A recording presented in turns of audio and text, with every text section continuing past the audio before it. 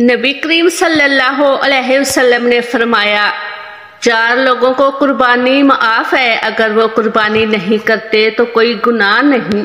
बिस्मिल्लाहिर्रहमानिर्रहीम। जैसा कि आप तमाम लोग जानते हैं कि कुछ ही दिनों के बाद में ईद उल अजहा यानी कि बकरा ईद का त्यौहार आने वाला है, जिस त्यौहार में हम कुर्बानी करते हैं और कुर्बानी करके इब्राहीम अलैहिस्सलाम और हजरत इस्माइल अलैहिस्सलाम की याद ताज़ा करते हैं।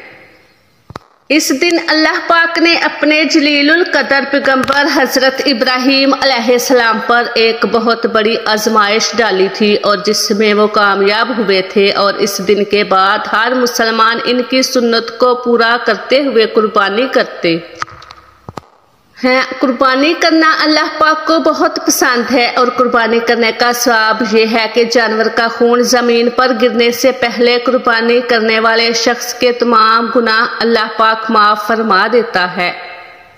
रसूल अल्लाह सल्लल्लाहु अलैहि वसल्लम ने फरमाया, अल्लाह की रजा और सच्ची नीयत से कुर्बानी करने वाले को कुर्बानी किए गए जानवर के हर बाल के बदले अल्लाह एक नेकी अता फरमाएगा। बकरा ईद जुल्हज के मुबारक महीने में मनाई जाती है और ये महीना अल्लाह को आम महीनों से ज्यादा महबूब है, और बकरा ईद इसी महीने की 10वीं तारीख को मनाई जाती है, जिस दिन कुर्बानी की जाती है, और ये दिन अल्लाह को आम दिनों के मुकाबले में ज्यादा अफजल और बहुत पसंद है। नाजरीन, जैसा कि आप तमाम लोग जानते हैं, कुर्बानी हजरत इब्राहीम अलैहिस्सलाम की सुन्नत है, जिसको अल्लाह पाक ने मुसलमानों पर वाजिब किया है।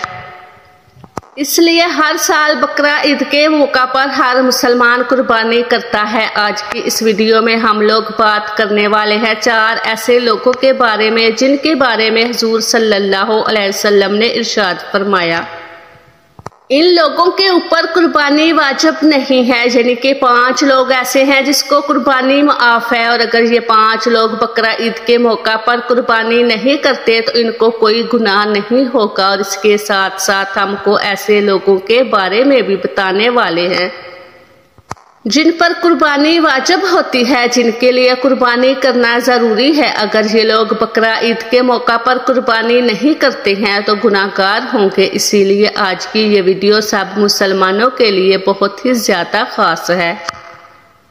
नाजरीन, बकरा ईद का त्यौहार जिलहज की 10, 11 और 12 तारीख को मनाई जाती है। इस्लाम में ईद उल फितर के बाद दूसरा सबसे बड़ा त्यौहार, इसको सुन्नते इब्राहिमी या ईद कुर्बान के नाम से भी जाना जाता है। हुजूर पाक सल्लल्लाहु अलैहि वसल्लम ने इरशाद फरमाया, बकरा ईद पर कुर्बानी करना हर मुसलमान मर्द और औरत पर वाजिब है, यानी ऐसे लोगों पर बकरा ईद के दिन कुर्बानी करना जरूरी होता है जिन लोगों पर कुर्बानी वाजिब है और वो कुर्बानी नहीं करते हैं, तो ऐसे लोग सख्त गुनाहगार होंगे।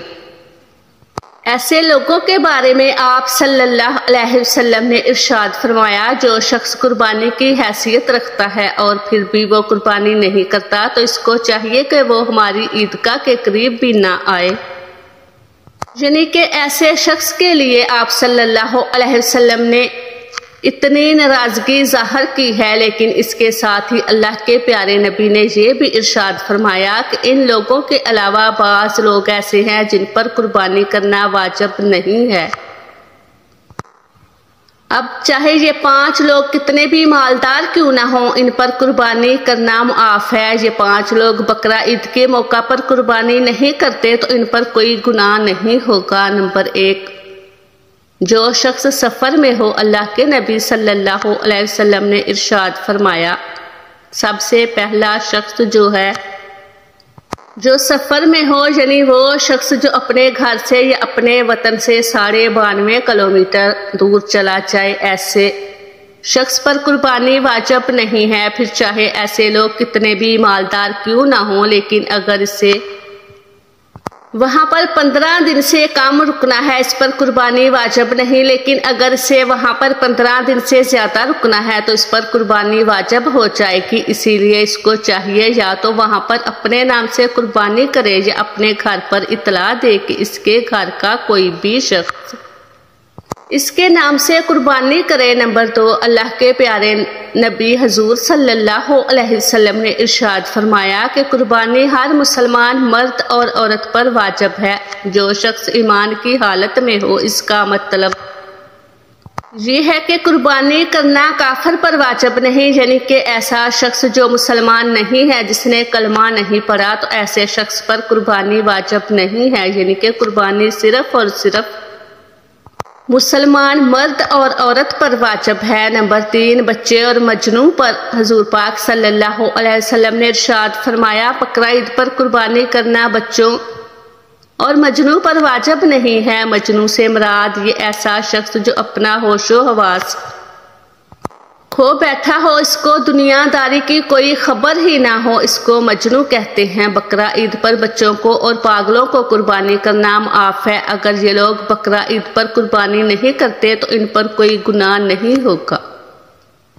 نمبر 4، غلام پر اللہ کے نبی حضور صلی اللہ علیہ وسلم نے فرمایا کہ بقرہ عید پر قربانی کرنا غلام پر واجب نہیں، یعنی کہ ایسے لوگ جو کسی کے غلام ہیں یا کسی کی غلامی کر رہے ہیں، تو ایسے لوگوں کو بھی قربانی کرنا معاف ہے۔ اگر یہ لوگ بھی قربانی نہیں کرتے ہیں تو ان پر کوئی گناہ نہیں ہوگا۔ اب اگر یہ لوگ عید پر جانور لا کر اس کی قربانی کر دیتے ہیں، ایسے لوگوں کو اللہ تبارک و تعالیٰ خوب اجر دے گا۔ نمبر 5، جو صاحب نصاب نہ ہو۔ حضرت محمد مصطفیٰ صلی اللہ علیہ وسلم نے ارشاد فرمایا کہ ایسے لوگوں پر بھی بقرہ عید پر قربانی معاف ہے، ایسے لوگوں پر بھی قربانی واجب نہیں جو صاحب نصاب نہ ہو، یعنی کہ جس کے پاس 7.5 تولے سونا یا 52 تولے چاندی نہ ہو، یا پھر اس کے پاس بھی اتنے سونے یا چاندی کی رقم موجود نہ ہو، ایسے لوگوں پر بھی قربانی واجب نہیں ہے۔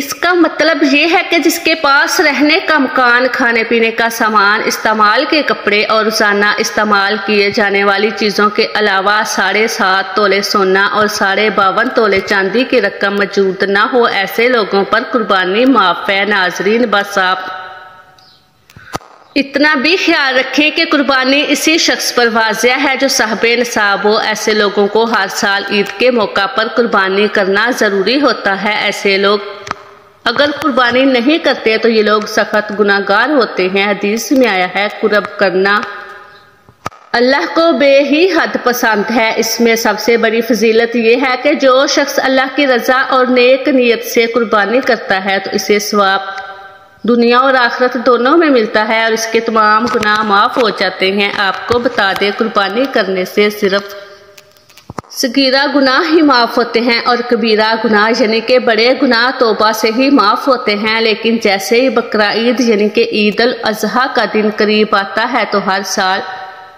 گورنمنٹ آف میڈ اپنی گائیڈ لائن کو جاری کرتی ہے۔ اب یہاں پر ہم آپ کو آگاہ کرتے ہیں، ہر مسلمان یہ دیکھ لیں کہ اس بار گورنمنٹ کی گائیڈ لائن کیا ہے۔ گورنمنٹ جو بھی گائیڈ لائن جاری کرتی ہے ان کو اپنانا ضروری ہے۔ یاد رکھیں، قربانی صرف اور صرف اللہ کی رضا کے لیے کی جاتی ہے، کسی دکھاوے کے لیے نہیں۔ اسی لیے آپ سے صرف ایک ہی گزارش ہے کہ آپ کو قربانی کے جانور کی کوئی بھی فوٹو سوشل میڈیا پر اپلوڈ نہ کریں۔ اس سے قربانی کے جانور کی بے حرمتی تو ہوتی ہی ہے، لیکن اس کے ساتھ ساتھ آپ دکھاوا کرنے والوں میں بھی شامل ہو جاتے ہیں اور ساتھ ہی ساتھ گورنمنٹ کی نظر میں بھی آ جاتے ہیں۔ ہو سکتا ہے ایسا کرنا سے آپ کسی بڑی مشکل میں پڑ جائیں، اس لیے دل میں بس یہی ارادہ رکھیں کہ ہم قربانی اللہ کی رضا کے لیے کر رہے ہیں، نہ کہ دکھاوے کے لیے۔ اللہ تعالیٰ بہتر عمل کرنے کی توفیق عطا فرمائے اور ہماری قربانی کو قبول فرمائے، آمین۔ اللہ تعالیٰ ہمیں نیکی کی بات کو سننے، سمجھنے اور اس پر عمل کرنے کی توفیق عطا فرمائے۔ اللہ تعالیٰ ہم تمام مسلمانوں کی قربانی اپنی بارگاہ الہی میں قبول و منظور فرمائے۔ اور آخر میں اللہ تعالیٰ سے دعا ہے کہ اللہ تعالیٰ ہمارا خاتمہ ایمان پر فرمائے، آمین۔